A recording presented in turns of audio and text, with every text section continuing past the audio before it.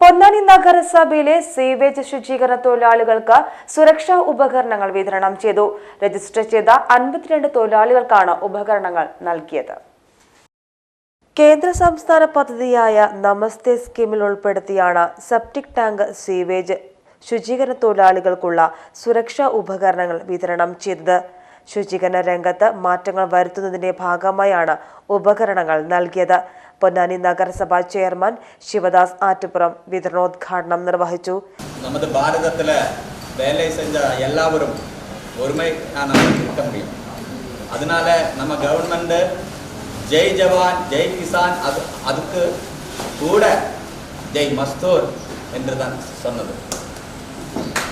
அந்த விஷன்ல அந்த world vision தான் நம்ம எல்லாம் அருமையான ஒரே மனிதர்கள், உழைக்கும் கரங்கள், தொழிலாளி மக்கள் என்ற சிந்தையில நாம் எல்லாம் யோசிப்ப அந்த வேலை செஞ்சது நமது പസി മാറ്റുന്നതിനാக റിസ്ക്കുള്ള ഒരു ജോലിയാണ് നിങ്ങൾ ചെയ്യുന്നത്. നിങ്ങളെ സംബന്ധിച്ചിടത്തോളം നിങ്ങളുടെ സുരക്ഷ എന്നത് ഞങ്ങളെപ്പോലുള്ള നഗരസഭാ സംവിധാനങ്ങളെ സംസ്ഥാന സർക്കാരിനെ സംബന്ധിച്ചിടത്തോളം ഏറ്റവും പ്രാധാന്യം ഇമ്പോർട്ടൻസ് കൊടുക്കുന്ന ഒരു കാര്യമാണ്. അതുകൊണ്ടാണ് നിങ്ങൾക്ക് ഇൻഷുറൻസ്, ഏതെങ്കിലും തരത്തിലുള്ള അപകടമുണ്ടായാൽ നിങ്ങളുടെ ജീവൻ സംരക്ഷിക്കുന്നതിന് സുരക്ഷ ഉറപ്പുവരുത്തുന്നതിനുള്ള ഇൻഷുറൻസ് സംസ്ഥാന സർക്കാർ ഈ പദ്ധതിയിൽ ഉൾപ്പെടുത്തിക്കൊണ്ട് സംസ്ഥാന സർക്കാരിൻ്റെ ഒരു പിന്തുണയോടുകൂടി നടപ്പിലാക്കുന്നുണ്ട്. ഇന്ന് ഇവിടെ നിങ്ങൾക്ക് ആവശ്യമായിട്ടുള്ള സുരക്ഷാ ഉപകരണങ്ങളാണ് നമ്മൾ സപ്ലൈ ചെയ്യുന്നത്.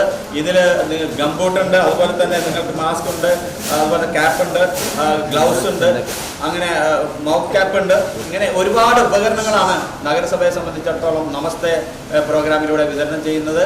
ഹെൽത്ത് സൂപ്പർവൈസർ ദിലീപ് കുമാർ പദ്ധതി വിശദീകരണം നടത്തി. ക്ഷേമകാര്യ സ്ഥിരം സമിതി അധ്യക്ഷൻ രജീഷ് ഉപ്പാല, കൗൺസിലർമാരായ ആയിഷ, മഞ്ചേരി ഇക്ബാൽ എന്നിവർ പങ്കെടുത്ത് സംസാരിച്ചു. PGTV news Ponnani.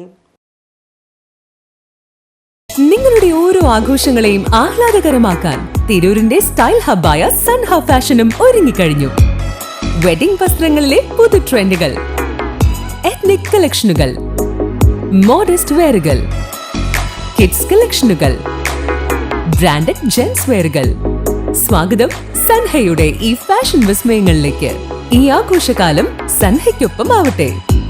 Sanha fashion, Tirur.